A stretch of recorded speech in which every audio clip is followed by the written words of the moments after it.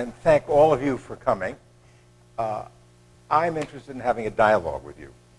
So we're going to go through my presentation relatively quickly, and you shouldn't hesitate when we're done to challenge me, come up with other ideas, and discuss what it is that I will present to you today. And Carol, we will go fairly quickly. So the book asks the question, what makes a great city? The answer is people. But the question is, if people make a great city, how do you attract them and keep them coming? Next.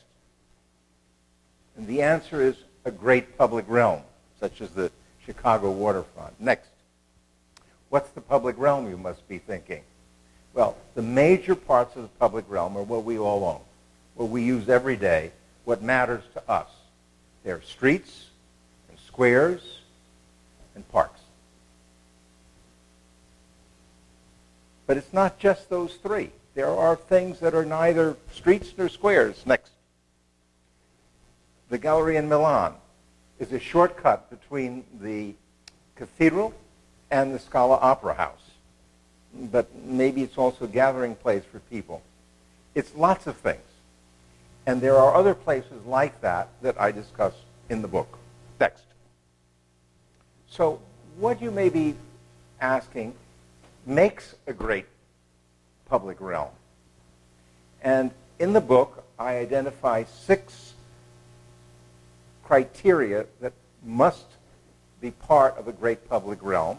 And there is a chapter on each describing in detail how that particular characteristic works. Next. So the first one is it must be open to anyone. If you go by the Federal Center in Chicago, you may not even realize that this is a very special place, but it is. And it is not just by virtue of the Calder sculpture or the Mies van der Rohe buildings that create the space. It's a remarkable spot that people walk by every day. It's part of their everyday lives. It's open to anyone. Next. The next thing is that when you're there, it must have something for everybody. If it doesn't, it's going to be empty.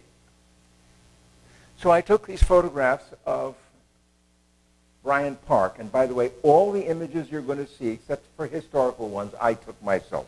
And they are in the book that way. During the summer, the lawn in the center of Bryant Park is filled with people who are in the sun. In the evenings, they're watching movies. And then around Thanksgiving, the lawn is replaced by a skating rink. And the tree-lined area around it is filled up with kiosks that are selling various Christmas gifts. But there's also a carousel. There's a restaurant, a cafe, various kiosks that sell all sorts of goodies to eat, a lending library, free Wi-Fi. On a typical afternoon around 4 o'clock in Bryant Park, you have about 3,000 people in 6.5 acres.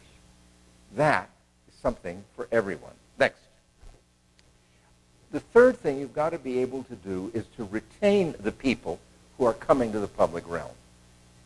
And although I, in the chapter about this, talk about a lot of places, the place that intrigued me the most was Kentnerstrasse in Vienna.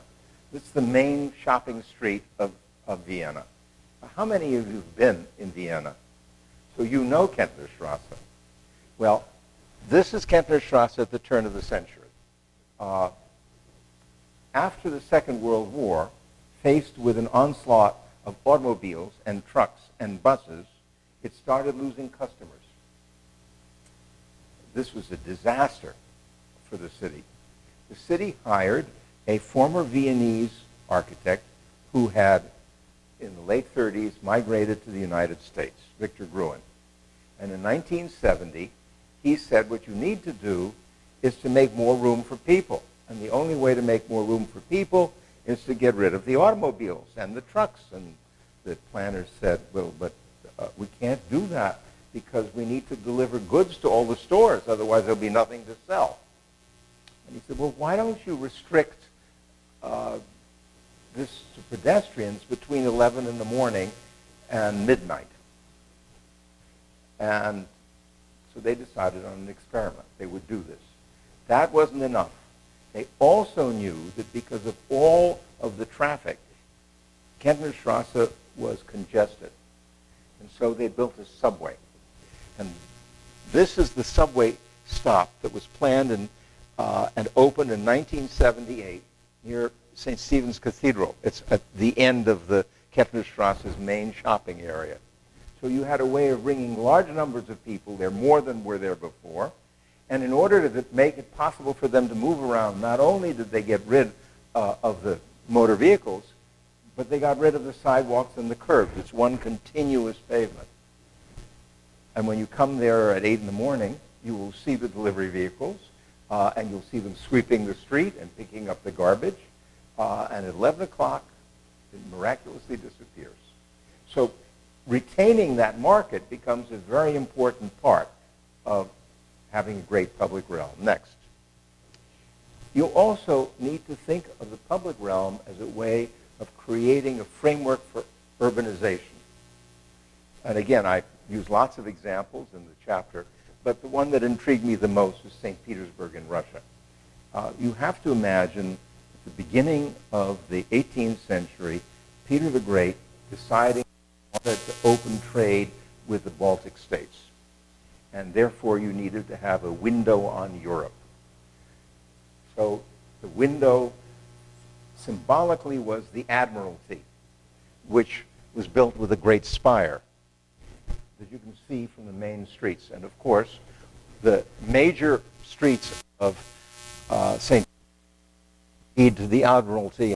You see, and this is Nevsky Prospect, which is the main shopping street of St. Petersburg, is the Admiralty Tower. And these diagonal roadways become the framework for urbanization, just as in Rome, the roadways that go to the basilicas are part of the framework for the development of Rome.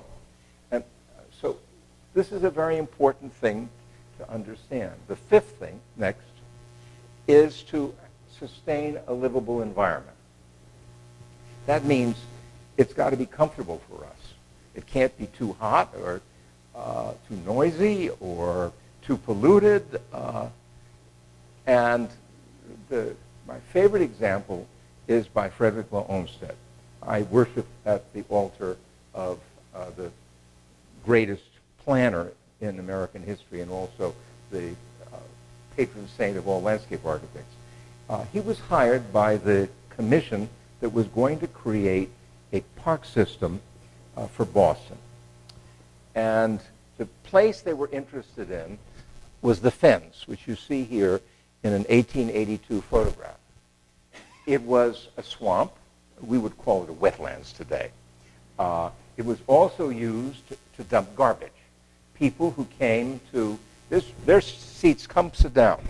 The people who came from all over the surrounding area, and they threw their garbage in there. So of course it bred mosquitoes and so on. And when he was hired by the Parks Commission, he told them that he wasn't as qualified to deal with this problem as the sanitation commissioner. In any case, what he proposed was to dredge a channel that went from Jamaica Pond. There's a muddy river which comes here, which comes out at the Fens and dumps into the Charles River.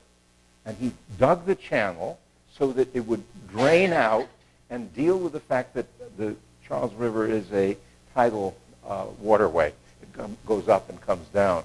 And planted the banks so that it could be a park used by the residents of Brookline and Boston, both. They're on either side. And the result is a 6-mile-long park system that begins at Franklin Park, goes to the Arboretum, Jamaica Pond, and finally goes into the Charles River. This is what the Fenway looks like from the air. And this is what it looks like on foot at the muddy river. Without this, Boston would still have mosquitoes, a terrible stench, worse garbage, and it's part of what renders Boston a habitable city. Next. The most difficult role of a great public realm, however, is to sustain a civil society. This is a street in Copenhagen. I can't tell you what comes first, the chicken or the egg. Society that is Denmark, a street like this, that forces the people who are on it to behave in a civil manner. Look at who's here. You have a motorcyclist, a bicycle rider, a driver, a delivery vehicle that you can't see in the back there, a woman with a stroller, people sitting in a cafe eating, tourists window shopping, all at the same time. Now, I grant you the traffic doesn't move very fast because you have to pay attention to everybody who's there. We have an example of exactly this sort of thing, but without the variety, right here in New York. Go any day that you like to Grand Central Terminal, and you will see almost nobody bumps into anybody else. They miraculously know how to live together in this glorious space. Well, I think that sustaining a civil society is a very important part of the public realm. And so the public realm has to do this in order to make a great city. Next. So in the 9th chapter of the book, after going through these 6 examples, I picked 3 cities where I believe the public realm has changed daily life. They are Minneapolis, which has the greatest park system, I think, in the world. Madrid, which 15 years ago was a traffic nightmare with triple parked cars and vehicles on the sidewalk, and now by traffic management is a very different place. And finally, London. There are 400 squares in London. We made this map for the book. Look at all of them. Most of them are the result of private real estate investment. These properties were owned by families that decided that the way to develop them, starting in the 17th century and going on further, was to create a public square around which you could sell property. So the square is surrounded by a street. Here you can see, this is Bryanston Square in London. The square is in the middle. There's a landscaped fence around it, and inside is a place that people use for their daily life. I was very lucky. When I was working on the book, I took a trip to Europe to see various places. I tell the story at the beginning of the book that I had heard about the Bilbao effect, that the Guggenheim Museum in Bilbao had transformed the city. I thought this was unlikely, but I'd better go look. And I arrived there, I remember, and I tell the story, it's in the preface to the book. I walk out onto a waterfront promenade, and in 5 seconds I knew that Guggenheim hadn't done this. They had begun investing in the public realm much earlier. 8 years before the Guggenheim opened, they were building a subway. They put in a light rail. They had cleared out all the mercantile activities along the river and had redevelopment areas. And one of those redevelopment areas had a convention center, and the one that I was interested in had the Guggenheim in it. And they had persuaded the Guggenheim to move there. When you looked at it, the city was a result of their investment in all the public realm, not just the edge of the waterway, but also they fixed their parks, they fixed their streets. It's a remarkable place, and the Guggenheim makes it even better. But in London, it is visible. I got to London when I left Bilbao. I flew to London. I got there on the very day that there was a festival. That weekend, for £12, you could get a ticket that would get you into many of the private squares of London. I say private, and you're going to take me to task because many, many of these squares are not public. They are not open to anyone. They're only open to the people who live around the square or work in buildings around the square. And the estate that is responsible, leased those sites to private developers. And in order to get into the square, you need a key. But what goes on in those squares is the sort of thing you see here in Cleveland Square. Look at the picnics going on. Now, I was able to take these photographs because I was allowed in as a member of the public. Next, please. There are two kinds of them in London. Most of them are like this, probably a couple of hundred. These are privately owned. They are used by the people who live around them. And you can see the sort of thing that's going on. This is like your backyard if you were in the suburbs, but not when you're in London. And so it creates a separate kind of life. Then there are about between 50 and 100 squares that have been made public. All of the squares in the Islington section of London are public. They were nationalized by the Islington County Council.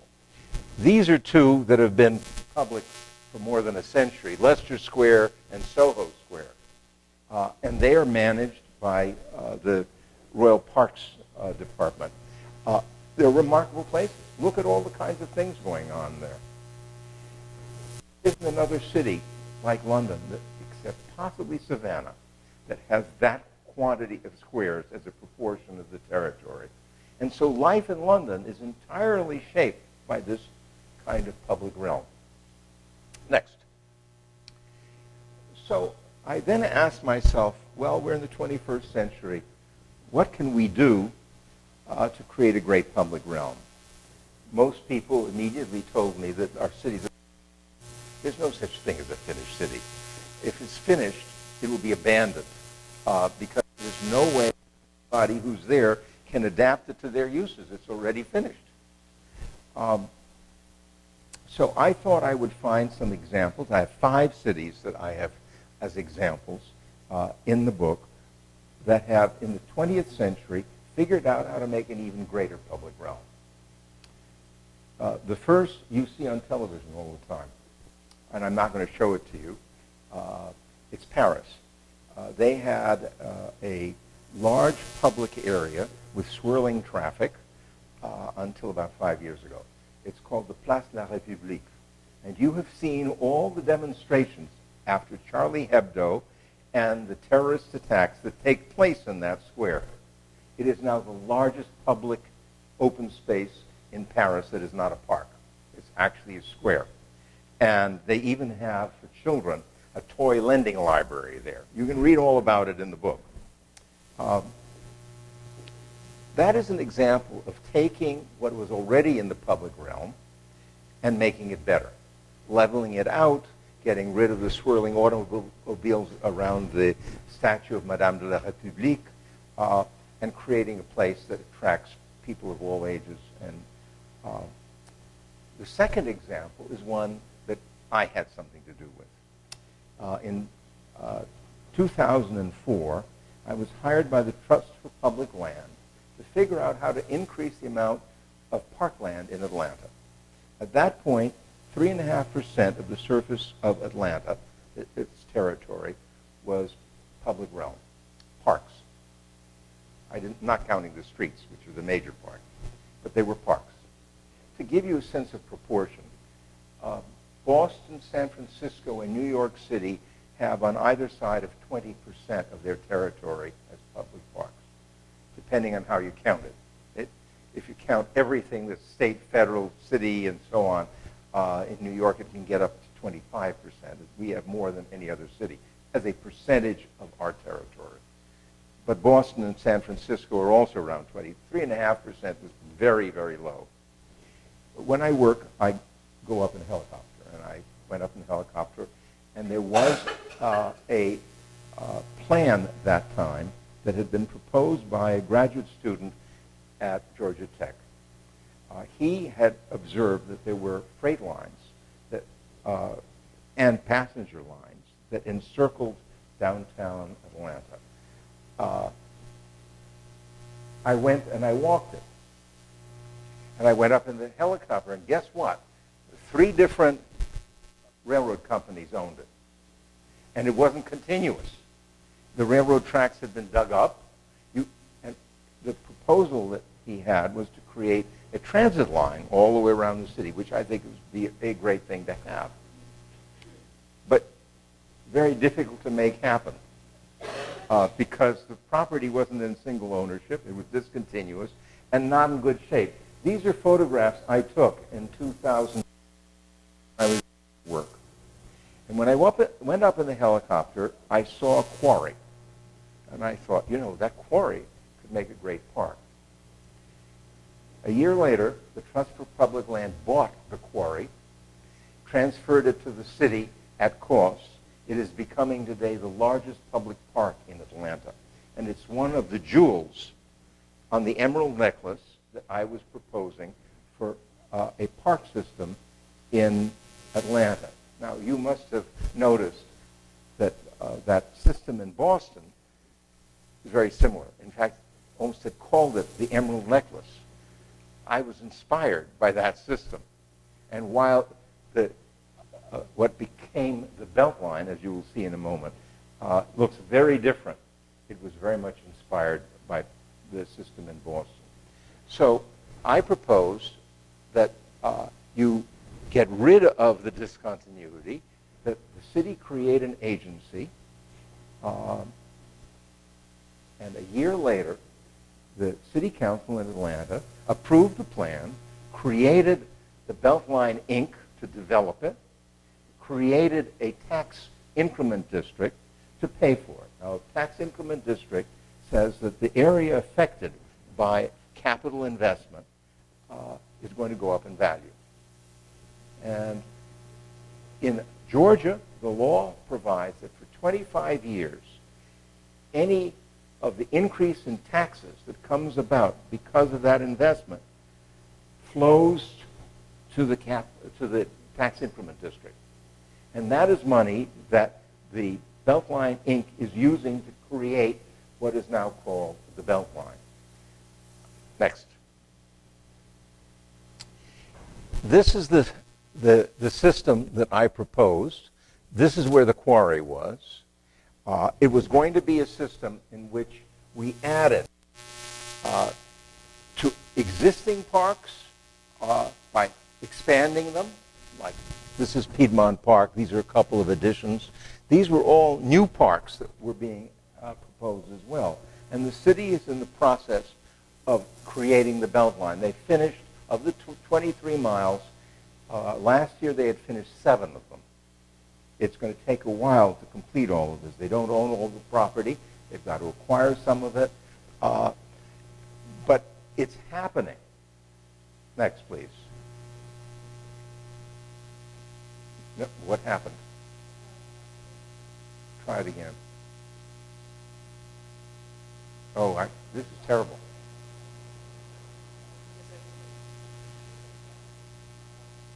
No, that's not it.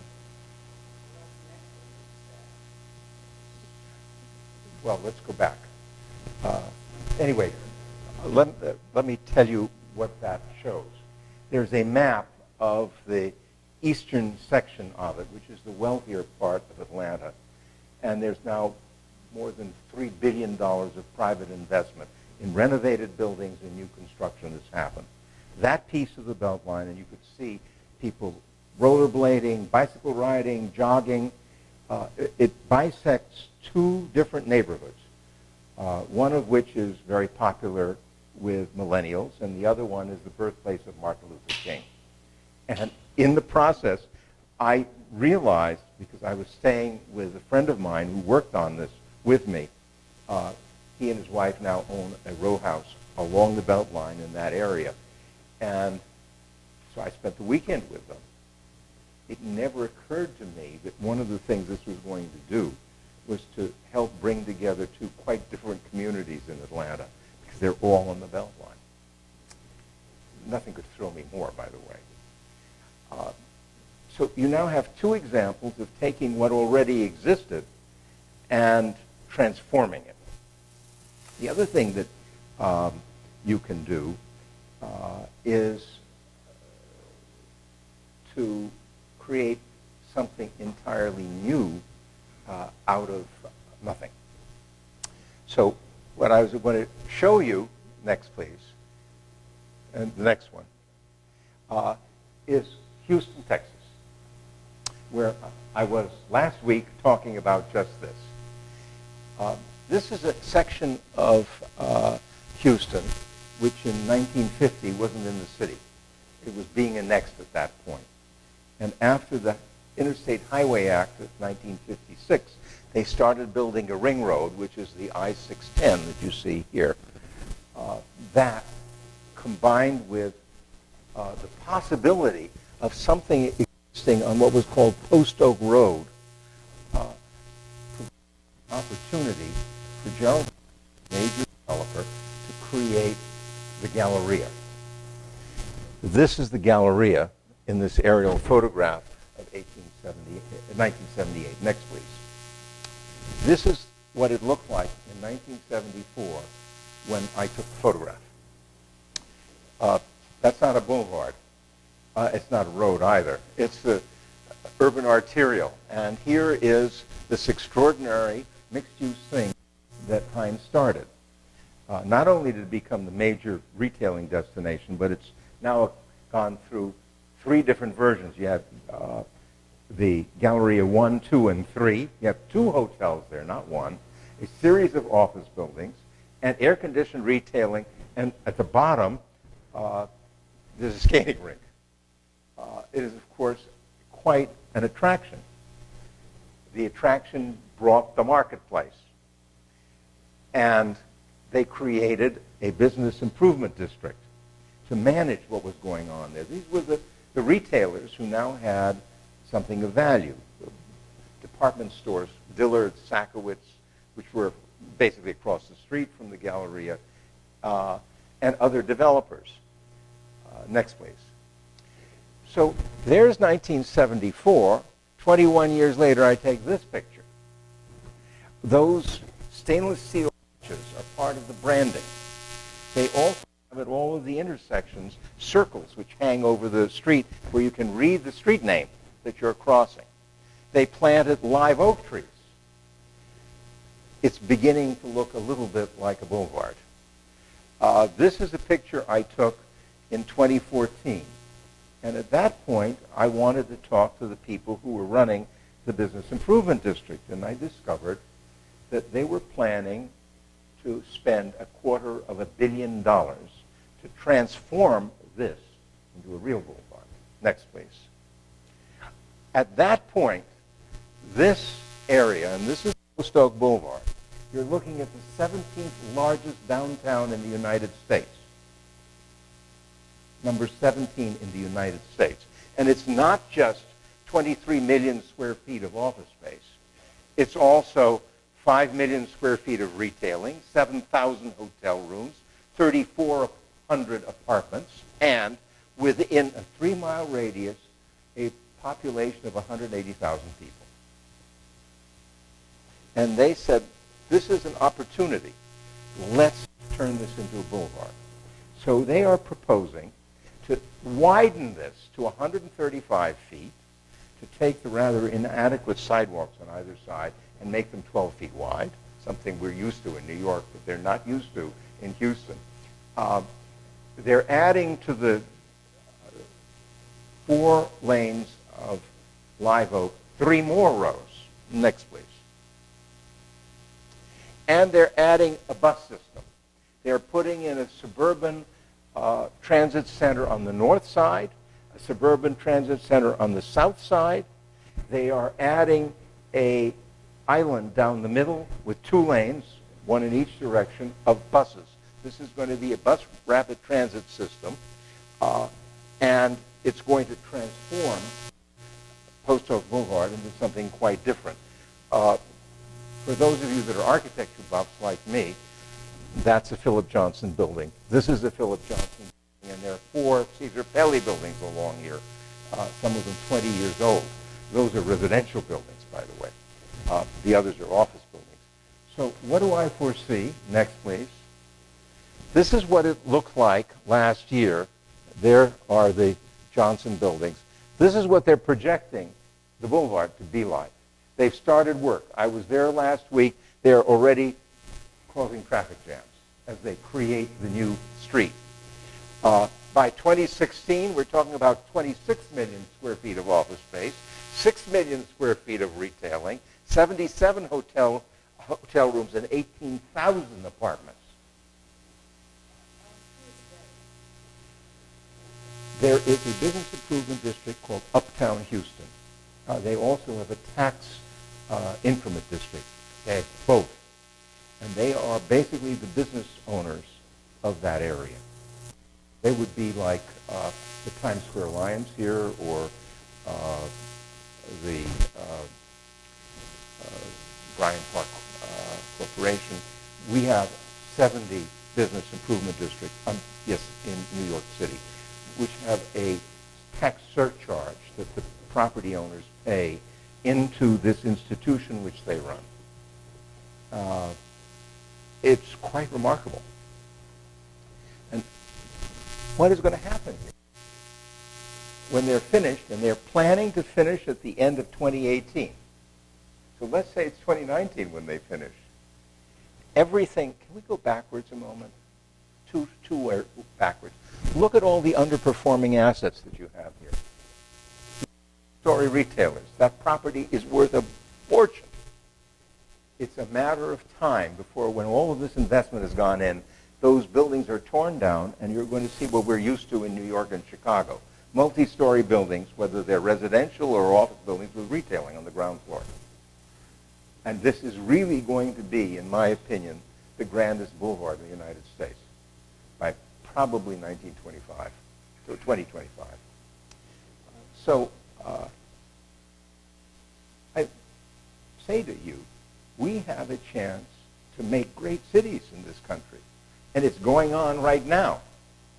And we have to keep doing it. One of the examples at the end of the book, which I didn't show you, you don't need it, you know it. It's the Brooklyn Bridge Park. It didn't exist 10 years ago. That's an example of a reuse of 1.25 miles of waterfront where there were abandoned piers. We have a lot of things we can do to make a city great. That's what the book is about. I hope you will read it. I'll be happy to sign copies for anybody who wants it. And now, let's have a dialogue about whether you agree with me, you disagree with me, or what you'd like to know about. And don't be bashful. Yes, sir. Okay. I can't tell you that every city is going to be great. We have cities, Bridgeport, Detroit, St. Louis, that have been in decline. I can give you reasons for each of those cities, but I will tell you that part of the area that is alive and well in Detroit is along the lakeshore, where they have invested in the public realm. In St. Louis, the problem is their lakefront is too big and it's disconnected with the rest of the city. They have a grand arch, and you can only cross it very few places from the city into that public realm. If a city wishes to become greater than it is, it's got to figure out what parts of the public realm can be improved. Detroit is beginning to do some of that. But it's a very good question you asked. I don't know what to do in Bridgeport. I just don't. But I could have told you that you could do that in Bridgeport. You can also, in Brooklyn, you can do it in Queens as well on the waterfront. And there are other places like that. And we've been doing that. You know, the reclaiming of Times Square is an example of New York City doing exactly that. Yes, sir. San Francisco, its development, go back to the Bay Area reference. What they're doing along the Embarcadero and the work. Many of the communities in which they're doing the work in were of the lower middle class, lower area, working class families. As the public realm has developed, now you're finding rents going up to $4,000 a month. The people who actually live there as a part of that livability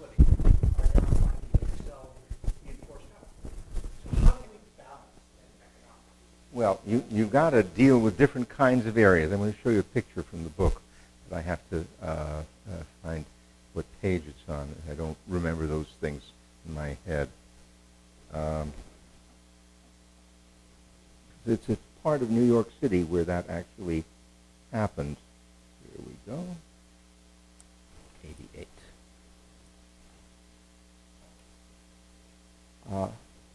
I had a feeling when I was writing the book that we would run into something like that. And I knew that there was a great deal of investment we were doing all over New York reclaiming the public realm, not just Times Square, which is very visible, but other places. And so I called the former Transportation Commissioner, Jeanette Sadek Khan, and I said, Jeanette, when you started doing Madison Square, was there pressure to do other places? She said, yes. I said, can you give me one in Queens County? I want to go look. And so she named Corona Plaza. This is a stop on the number 7 subway.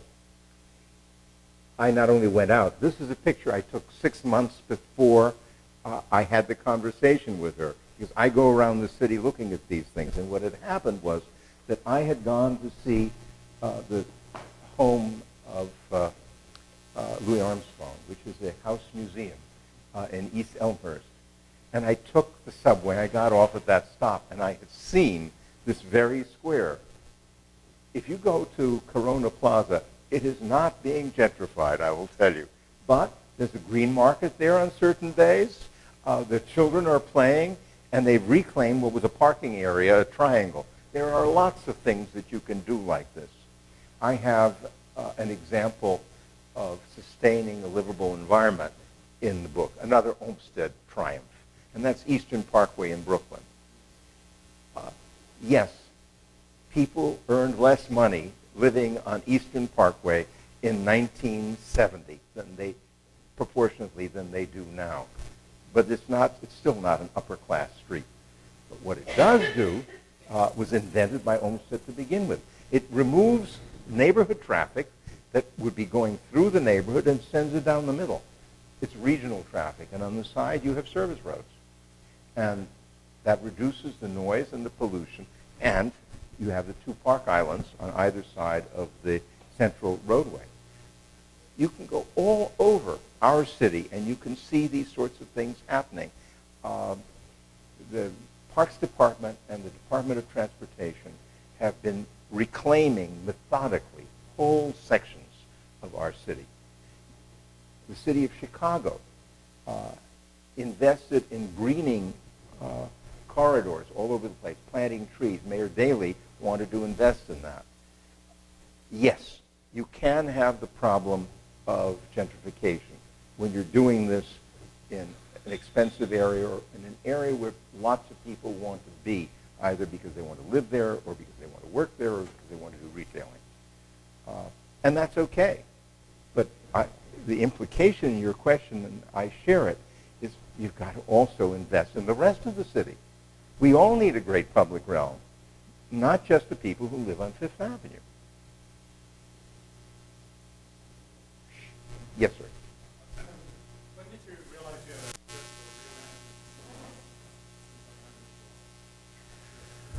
Oh, wow. That's a fascinating question. I never thought about the when. I wanted to be an architect. And I went to Yale as an undergraduate, and I went to Yale Architecture School. And in Christmas vacation, my senior year, my roommate gave me a gift of a book. It had just come out. The book changed my life. It was Death and Life of Great American Cities by Jane Jacobs. And there were all these things that she said that I agreed with. There are things in the book that are wrong, but her heart's always in the right place. And I went back and I took a course in city planning from a man named Christopher Tunnard. And I discovered that I had a very peculiar interest. This was, I thought, a fuddy-duddy, an old gentleman who I had no idea in the 30s was a very big radical in England. But he was interested in the cultural aspects of cities, and so was I. And so I began to realize that it wasn't only political change, which I was interested in, but it was also the culture of the city as well. And then in Chris's class, I read a book, New Towns for America, by Clarence Stein, which described Sunnyside Gardens. We have a resident sitting in the audience. And I realized that there were architects that had a social objective and that you could actually change the way people live. And I'm in the change business. That's what I do for a living. What you saw in Atlanta is what I want to do. I could, I've done some of that in New York. Some people here know some of the things that I did. It's very difficult and you have to hide most of the time because if you take credit for it, this won't happen. There was one of the heroes in the book is Dan Biederman, who runs Bryant Park. And when Mayor Giuliani saw a statement in some magazine that Dan, who then ran 3 business improvement districts, was the mayor of Midtown, he fired him from Midtown. Last week, the cover of Crane's New York Business had Dan Biederman on it, and it said, Mayor of Manhattan. And I was worried that he would be forced out by Mayor de Blasio this time, except that those of us who know the genius of what he's done in Bryant Park, there would be a revolution in this city. I don't know how it happened, but it basically transpired, and I really do wish to do more. I'm dubious that I'm going to get much more chance to do that. I'm too old. But that's what I think is the best job in the world. And I've done it in a number of cities besides New York and Atlanta. We had another question over here. Yes, sir. Yeah, I was graduating from Italy last year. Mm-hmm. And they always brag about how successful city is. And they said that what I was enjoying your enlightening lecture, and it's very identified with what I saw.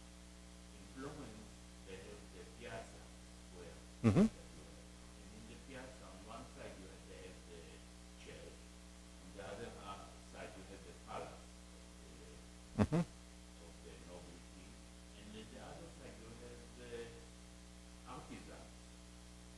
So everything happened in the piazza, every event, but everybody knows what's going on with the church, with the clergy, with the nobility, and consequently there is no slum area, there's no industrial area, there's no entertainment area. Not in that particular spot, but in the rest of Florence, No, there is. are many squares. And I that's know. the reason it's so successful, and even it's the tenth of each size in Italy. It's very important culturally and politically even today. I agree. And I heard a story that even they tried to copy it in India. Well, I never heard it. I don't know. I mean, for me, the great problem in copying something is the attempt to copy the idea that Le Corbusier had of an ideal city in the 1920s, which is in fact not an ideal city at all. And I have a drawing that I put in the book. Actually, I will show it to you, and I know where this one is. And it's very famous. You all have seen this image many times. And one of the things that I say is that when you look at it, there are no people in the public realm. And there are no people in the public realm because there's nothing for them to do in the open space. They're all upstairs because there is nothing in the open space except flat green, elevated highways and some trees. That is not a public realm that is usable. And you can transform almost any public realm into something usable by figuring out what you can do to make something for everybody, and to create the civil society, and to make it a habitable place. I think the squares, well done, are exactly that. I showed you the Piazza Navona in Rome before. My favorite square and I had the three pictures up there before, is the Plaza Mayor in Salamanca, which I think is an extraordinary place. My favorite street are the boulevards of Paris, and my favorite park is where I grew up in Central Park. Yes, sir. What is your opinion of the latest proposal, literally Penn Station? How would you disagree if you had, Well, there are 5 of them that were submitted, as you may, I think 5, maybe 4 or 3.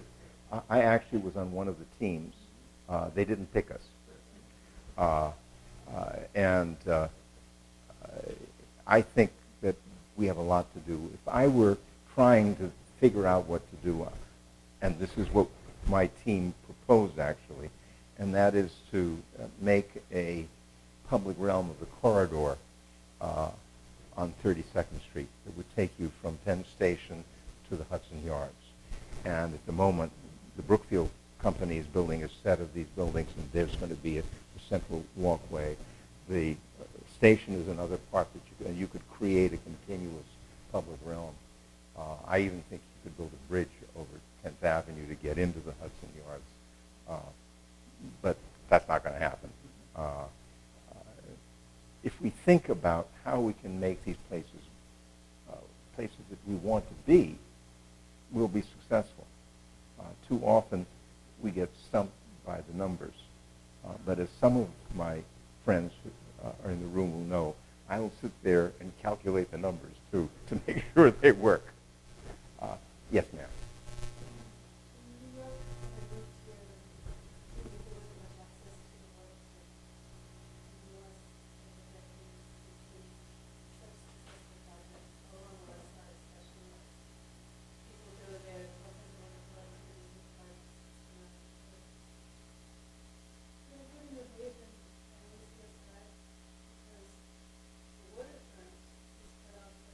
Yeah.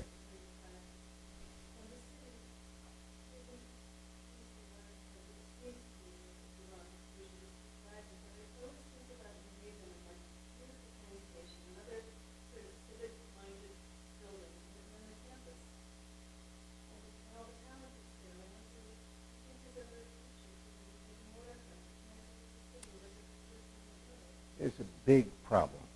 If you invest in the waterfront, then there's no money to invest in downtown New Haven. And the problem is New Haven isn't dense enough. It doesn't have enough activities, enough people. And therefore, when you're starting to make that investment, the thing comes up. Well, if we do the waterfront, which I'm all in favor of, and I agree with you about the highway, then the money is going to go there and nothing's going to happen downtown. And downtown is unfinished because if you go on Chapel Street, for example, between the Green and the railroad, and I walk that very frequently because I get off the train at State Street, there are empty buildings and empty lots. There's a lot that needs to be done. And I don't know that we can get, in my lifetime, enough activities and people to make that connection. Highway is a real problem. Now, you talked about the West Side. The Hudson River Park, which is one of the great achievements of the last 20 years, a major addition of 550 acres of parkland, used much more actively, as all of you know, than the highway, by lots of people doing lots of different things. All happened because a highway came down, and because there was no agreement on rebuilding the highway in a tunnel underground called Westway. And there's no agreement because we needed the kind of money to do it that could only come if we had the support of the Speaker of the House. So Boston got the big dig, and we ended up with a great park. Yes, sir. Can you comment on Louis Vuitton's portrait of Clark and Beltline? Yes, I think it's absolutely beautiful, and the finishes are magnificent. When you look at the corners, they are almost perfect. How they got contractors to produce that in New York City is utterly beyond me. I think it's a wonderful thing.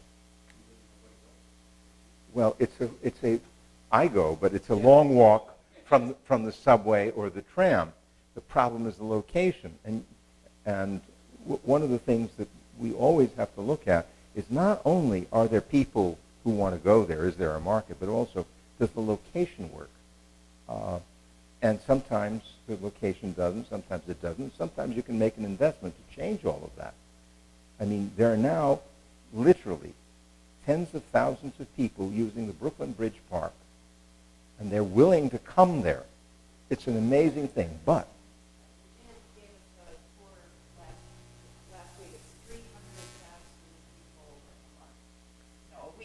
a week. 300,000 people a week. And it's an amazing thing when you look at it. What it was 6 abandoned piers the Port Authority had given up, and except for one that they tried to make like Olmsted. The others are absolutely flat, and they're used for active recreation that is missing in the neighborhoods in the center of Brooklyn.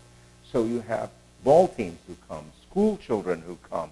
That picture at the very beginning that I showed you was the Brooklyn Bridge Park with the skyline of Manhattan in the background.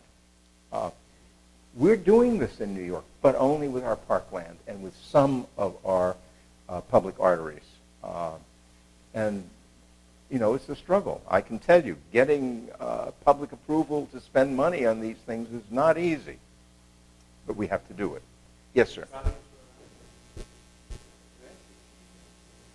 I don't know enough. I did work there at the beginning of the century with Andres Duani, but I haven't been back in the last decade, so I won't comment on it. I'm going to take the product to the last question so we can have Okay. And it is not because I don't agree with you generally, but I have to ask a Go ahead. challenging question, which is about who is the public in the planning process? Because what you're describing as the public realm is determined by planners, by governments, by business improvement districts, and how do you deal with the community that might come up with different strategies, set of value systems, agendas? It's an excellent question. I'll go back to Corona. That after Madison, because the Commissioner of Transportation and the Commissioner of Parks and others thought this was a good idea, as I say, I asked her, was there pressure? There was pressure from the Corona community to reuse that triangle. And we were very lucky. A bank came up with money, and the plan was put together basically by the people in Corona who wanted to do this with money from the bank and the support of the Transportation Department. I think it's got to be a cooperative venture. The public realm has to be run by public agencies. It's in the very nature. If there's nobody to manage these public places, they're going to be disasters. All of you know about the parks that weren't properly managed when the budgets were cut. And criminal elements came in there, and no decent people wanted to go there anymore. Once they were turned over to conservancies or business improvement districts or some kind of community area, my favorite being the block associations on the Lower East Side that took over the vacant lots. And they made sure that the drug addicts and the pushers and the prostitutes didn't use those places. Now, I will grant you that 25 years later, this is a gentrified neighborhood, and they're growing not corn, but they're growing basil for the kind of people that are there. But that was generated not by the public agencies, but in spite of the public agencies. And it has to be a cooperative venture. I was on the Planning Commission when Mayor Giuliani decided to put up these community gardens for auction because they were now in a wealthy neighborhood. And I was supposed to vote on this. And I found it a very difficult vote to deal with. We were very fortunate. Bette Midler came up with the money to buy them, and they became community-owned. I think there has to be an interaction among the government agencies, the community groups, and the planners and designers and people who can transform these places. But if you don't have management when you're finished, it's not going to work. You've got to have an entity to own and manage it. We also need an entrepreneurial entity to make it happen. Without the Beltline Inc., there would be no Beltline. Without the money from the tax increment district, there would be no Beltline. Without the support of the city council, it never would have happened. And that's the public process. It's when one of the legs of that public process is left out that the thing doesn't work. This is a very appropriate conclusion. Thank you. Thank you,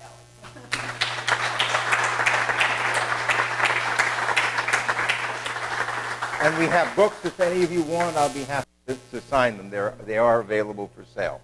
Those books there are like the ones that are down by the cash register where you purchase a book and bring it back in order to be signed. So, yeah, you can take those books down to the bookstore or find one there and bring it back here. And we have our factual way, I guess you'd say, than this book, which is more personal about the observations in a kind of Jane Jacobs way about seeing, understanding the city empirically, looking, analyzing, seeing how people operate in public space, and then drawing conclusions from that. Beautifully illustrated with Alex's own photographs, and officially published just this week, I think. So it's not his first outing for what makes a great city, but it's one that we're happy that you're here to experience with us, and I eagerly await. So Alex Garvin is a planner, a professor. He has taught for many years at Yale on urban topics. He's lectured in the U.S., around the U.S. and around the world. And he's someone who has been involved in New York City on the Planning Commission. He was in charge of the planning effort at the Lower Manhattan Development Corporation for the rebuilding after 9/11. He's had enormous experience, and he brings it all to this small summa of his analysis of the city. Alex? Carol, thank you very much.